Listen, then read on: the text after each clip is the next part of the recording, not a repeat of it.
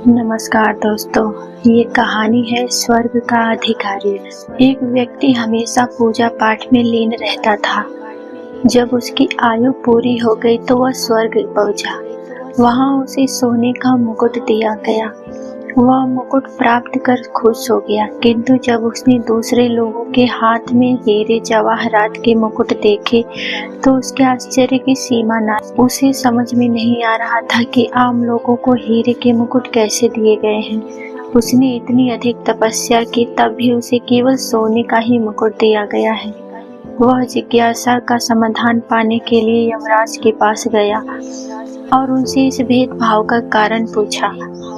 उसकी बात सुनकर यमराज मुस्कुराते हुए बोले, तुमने हीरे जवाहरात दिए ही कहाँ थे जो यहाँ पर मिलते। यमराज का यह जवाब उसे कुछ समझ में नहीं आया। वह बोला, तो क्या इन व्यक्तियों ने हीरे जवाहरात दान किए थे?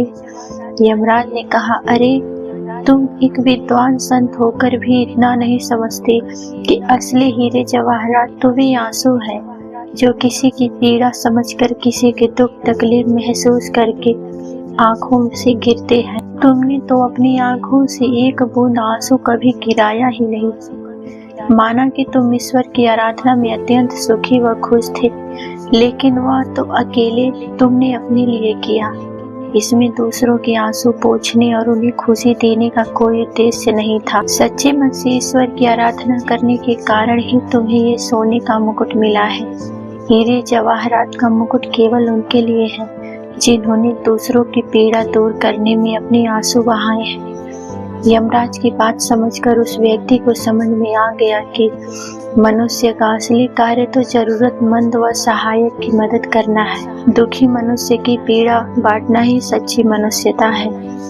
ऐसा व्यक्ति ही वास्तव में स्वर्ग में हीरे के मुकुट का हकदार हो सकता है। दोस्तों, यह छोटी सी कहानी कैसे लगी प्लीज कमेंट कर जरूर बताएं। और अगर आप हमारे चैनल पर नए हैं तो लाइक सब्सक्राइब करना ना भूलें। धन्यवाद।